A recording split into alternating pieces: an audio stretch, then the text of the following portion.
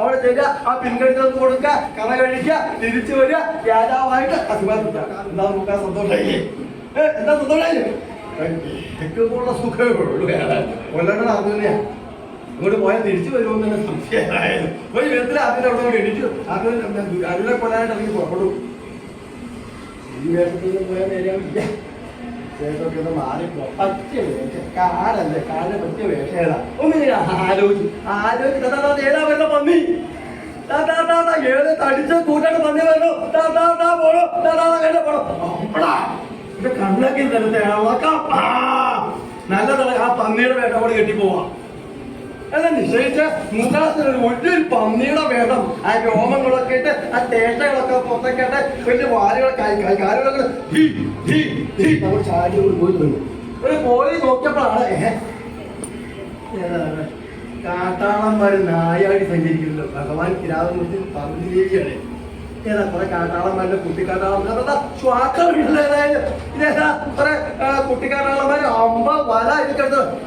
ഇത് തന്നെ നല്ലൊരു അവസരം എന്ന് നിശ്ചയിച്ച് ആ മുഖാസനാകുന്ന പന്നി ആ നായാളികളുടെ ഇടയ്ക്ക് നായാളി സഞ്ചരിക്കാൻ പോവാ. ഭഗവാൻ എങ്ങോട്ടാ പോണത്? അതിന്റെ അടുത്തേക്കാ പോകേണ്ടത്.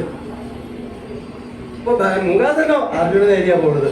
അതിനെ നോക്കിയപ്പോഴോ ഏതാ എന്റെ നേരെ ഒരു വലിയ പന്നി വരണല്ലോ. കണ്ണൊക്കെ ചുവന്ന് ദംശകളൊക്കെ ചാടിച്ച് എടാ ഇത് അങ്ങനെ ഇങ്ങനെയുള്ള ഒരു പന്നിയല്ലല്ലോ, ഒരു വ്യാജ പന്നിയാണല്ലോ. കണ്ണ് കണ്ടില്ലേ ചുവന്ന് കായി ഏടാ പാന്ന് ഇപ്പൊ കണ്ടിക്കുന്നതിന്റെ കഥ. ആ പന്നിയുടെ വരവ് എങ്ങനെയാ? വൃക്ഷങ്ങളെ മറിച്ചിട്ട് പർവ്വതങ്ങളെ പൊടിച്ചു നല്ല ഒഴുകായിട്ടുള്ള പന്നിയാ. അതിനെ കൊല്ലാണ്ട് വരുന്നത് ഭഗവാൻ നോക്കിക്കോ. ഭഗവാൻ കാര്യം മനസ്സിലായി. ഭഗവാൻ കാര്യം മനസ്സിലായി.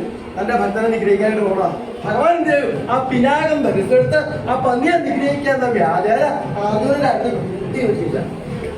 അപ്പൊ അതിനോ ഗാന്ധിയോ ധരിച്ചെടുത്ത് ആ പന്നിയെ നിഗ്രഹിക്കാനായിട്ട് ഇങ്ങോട്ട് സ്ഥലം പ്രയോഗിച്ചുകൊണ്ട് ഭഗവാനും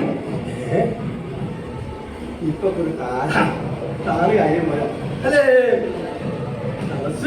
അതെ തപോസനൻ അതിനെ നിഗ്രഹിക്കരുത്. ഞങ്ങൾ ഓടിച്ചോണ്ട് വരുന്ന വേട്ടപ്പന്നിയാണ് തപോസനൻ. അതിനെ നിഗ്രഹിക്കരുത്. തപസ് അരുത്, തപസ് അരുത്. വധിക്ക താഴ. ഇപ്പൊ ഭഗവാൻ ഇത് ഭഗവാൻ ആർക്കറിയില്ല എന്ന് ആലോചിച്ചാൽ മതി. ആലോചിച്ചില്ല അല്ലേ? അപ്പോൾ അത് ഏട്ടാ കാട്ടാളാ നിനക്ക് നിഗ്രഹിക്കാൻ തൊട്ടാൻ പറ്റില്ല. അപ്പൊ കണ്ണിരിക്കണുണ്ട് ഇവിടെ കാട്ടാള എങ്ങനെയാ പോകണം? നീ അങ്ങനെ പോകണ്ട. ഈ പന്നിയെ നിഗ്രഹിക്കാൻ നിനക്ക് പറ്റില്ല. എന്നെ കൊണ്ട് മാത്രമേ പറ്റുള്ളൂ. അത് കഴിഞ്ഞപ്പോ എന്ത് ചെയ്തു? അതിനെന്ത് ആ ഗാന്ധികത്തിന് സ്ഥലം കൊണ്ട് വിളിച്ചു. അപ്പൊ ഭഗവാൻ ശ്രീ പരമേശ്വര